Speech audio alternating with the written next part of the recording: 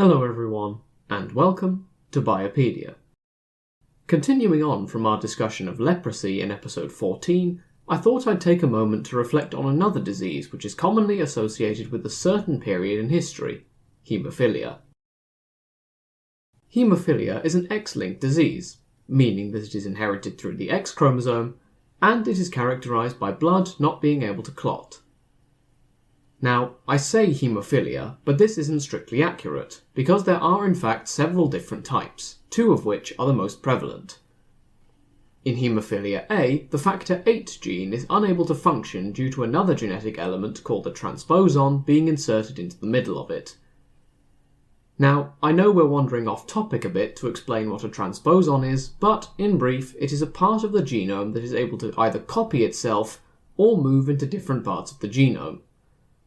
I know that sounds complicated, but rest assured I'll probably do a separate episode on them sometime in the future. This insertion of a transposon disrupts the translation of the factor VIII gene. An analogy would be that, if you insert a whole lot of new words into the middle of a sentence, the same sentence won't be produced. Haemophilia B, otherwise known as Christman's disease, is caused by a lack of a different protein, namely factor IX. How are these two connected? Well, factor VIII acts as a cofactor for factor IX, meaning that it binds to a part of the molecule that is not the active site, and influences its enzymatic activity.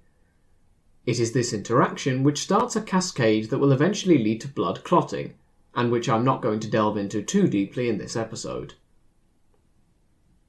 One of these clotting factors we've just outlined above might be partially or completely missing in someone who has the haemophilia allele. For example, women have two X chromosomes, so they could have either one or two copies of the defective alleles. By contrast, men only have one X chromosome, so the haemophilia phenotype will either be completely absent or completely present. The central feature of haemophilia is the inability to stop bleeding. This can vary based on whether the clotting factor is partially present, but generally sufferers have continuing nosebleeds, bruise easily, and in a small number of cases undergo brain hemorrhages, or bleeding inside the brain. The most famous case study for haemophilia is the family of Queen Victoria of the United Kingdom, who lived between 1819 and 1901. Her father, Edward the Duke of Kent, was already older than 50 when she was conceived, so it seems likely that the mutation generating haemophilia started with Queen Victoria rather than being inherited from a previous family. This is because, as I will no doubt come back to in a future episode, children of older fathers inherit more mutations and each one of them has a greater probability of having consequences for the embryo. Queen Victoria was a carrier for haemophilia. Several of her descendants would either be carriers for or suffer from the disease. Perhaps most famously, her great-grandson Crown Prince Alexei of Russia would suffer from it. His haemophilia led his parents Nicholas II and Empress Alexandra towards the monk Rasputin, who claimed he could heal him. There are now no sufferers from this family alive, with potentially the last carrier having been Olympia, the great-great-granddaughter of the old queen.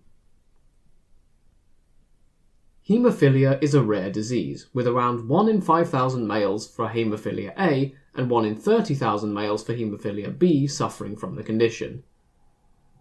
Most of its sufferers are male. After all, as we touched upon above, it's not very likely that a girl will inherit the haemophilia allele on both her X chromosomes, whereas males only need to have one copy on their one X chromosome in order to be sufferers. One final thing which I'm going to note. The case of Queen Victoria's probably new mutation we touched upon above is not uncommon. In fact, around 30% of haemophilia cases arise from such a genetic change, rather than being inherited. So, that's a brief overview of haemophilia. That's it for today. As always, thank you for listening.